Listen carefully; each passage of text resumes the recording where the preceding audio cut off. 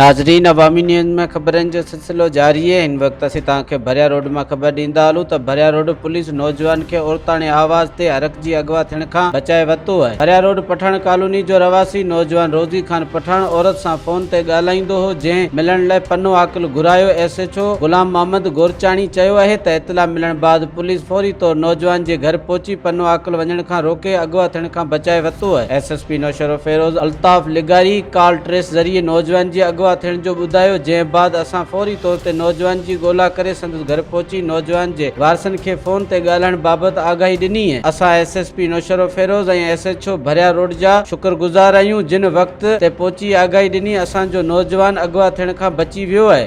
जो ट्रोडी मोट कॉल आयो शाम 6-7 बजे उठी हुयो, मां हुन सां ॻाल्हायोसि, पोइ राति हिकिड़ो चकर थी वियो आहे। पोइ मां सुतो पियोसि, SP साहब जो फ़ोन आयो मूं वटि 12 जो टाइम राति जो। SP साहब सां मूं ॻाल्हायुसि, पोइ मूं राबितो कटियोसि। पोइ वरी उहो SHO खे इतला ॾेई वियो। SHO साहब मूं वटि पाण आयो राति जो, छो की तूं कजी पियो पर शुक्र आहे बची वई।